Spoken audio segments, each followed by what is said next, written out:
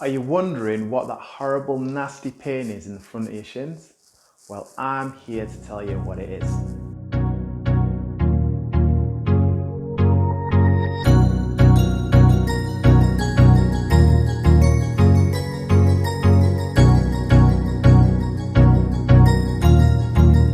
That's good.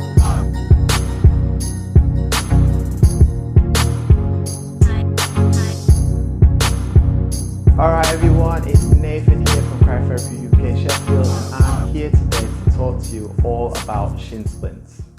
So shin splints is a nasty injury, and it stops people from staying active.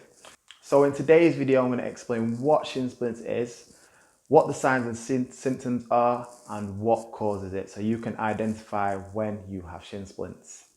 Shin splints is an injury which occurs in the front of the tibia, also known as the shin bone. The term shin splints is usually a generic term to describe a few different types of injuries in the shin bone.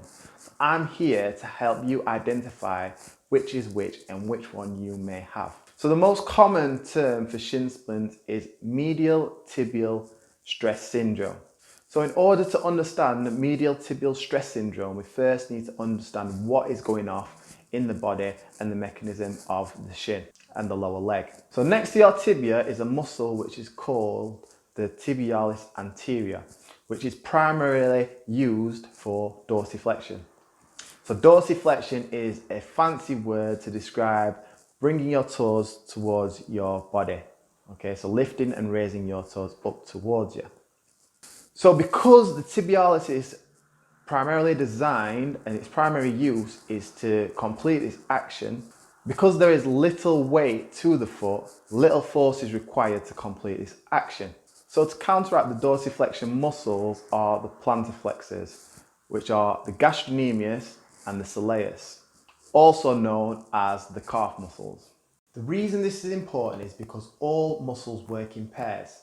So during every contraction, you have an agonist muscle, or the prime mover, and an antagonist muscle. An example of this is every time the bicep contracts, the tricep will relax, and if the tricep contracts, the bicep will relax. So if you picture this in the leg, the tibialis anterior and the calf muscles are agonists and antagonists of each other. So when the tibialis anterior is contracting, the calf muscle plantar flexors are relaxing, and vice versa.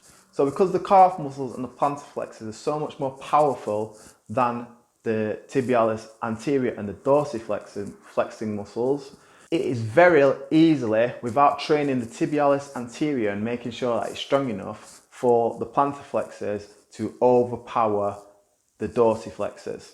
If the plantar flexors become too strong and start to overpower the dorsiflexors, that will then limit the range of motion in the ankle and will inhibit the ability for the toes and the ankle to be pulled towards your body.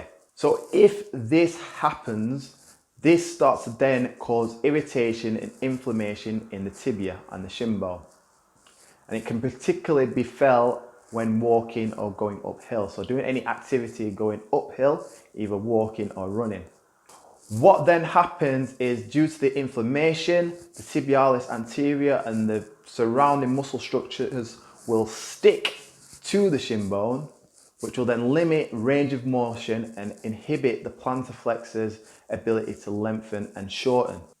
And this is how medial tibial stress syndrome occurs. So how can we identify whether we have medial tibial stress syndrome? So we can identify this if there is pain in the shin bone. We can identify inflammation.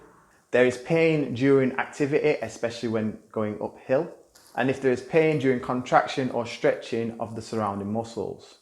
Also, it can be identified by pronation of the foot. So a pronation, what we call pronation, is when the foot and the ankles start to twist inwards. Okay, so these are the ways that you can identify the signs and symptoms of medial tibial stress syndrome. So what causes this? Things which can cause this are muscular imbalances, poor posture, change of footwear, change of surfaces, and also doing too much activity too soon. So these are all the ways which you can identify whether you have medial tibial stress syndrome. Medial tibial stress syndrome usually heals within a few weeks. So if your injury doesn't heal, your shin splints may be something a lot more serious. Which brings me on to our next point. So if your shin splints doesn't heal within a few weeks, you may be suffering with a tibial stress fracture. A stress fracture, also known as a hairline fracture, is a tiny break or crack within the bone. This can occur from high impact forces going through the tibia bone. Due to these high impact forces, that then creates the tiny mini cracks in the bone, which could be resulting in your pain. So the issue with stress fractures and hairline fractures, although the bone isn't completely broken and fractured, it could lead to a much worse fracture. So it's very important that if this is the case, that you get a proper diagnosis and find out what is going on within the shin and tibia.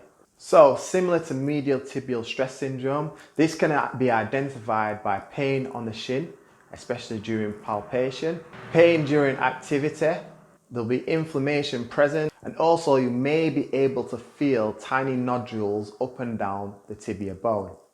Also, it could be linked to previous injuries, so it is very good to find out your injury history, which may be able to explain the pain within the shin and whether you have suffered a stress fracture within the past.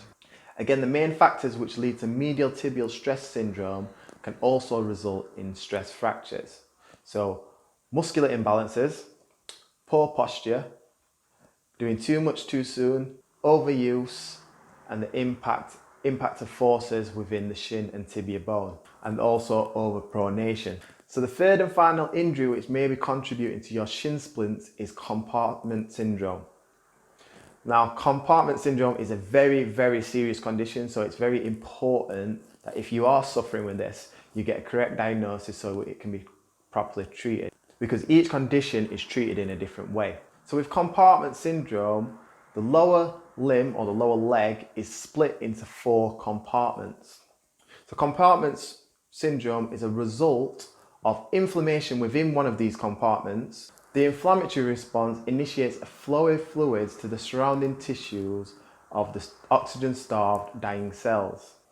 Compartment syndrome results in increased pressure from one of the 4 compartments in the lower limb or the lower leg. Now, due to that increased pressure, that results in reduced circulation, which leads to inflammation, which then leads to swelling within the compartments of the leg. So the only way to stop this is to break that cycle. So with a therapist, they have to be very careful of how much pressure they put on the lower limbs. I say if a massage was used to attempt to treat this, the increased pressure from the massage could then result to the reduced circulation, resulting to the inflammation, then resulting in the swelling. So it is very important that we get the correct diagnosis so we don't mistreat this condition. So the way to solve this issue and solve this problem is to break that cycle. So signs and symptoms and the way compartment syndrome differs from the other forms of shin splints, so medial tibial stress syndrome and stress fractures, is there'll be a lot of swelling, particularly in the affected compartments. You'll also have neurological symptoms such as tingling and numbness in the leg and the foot.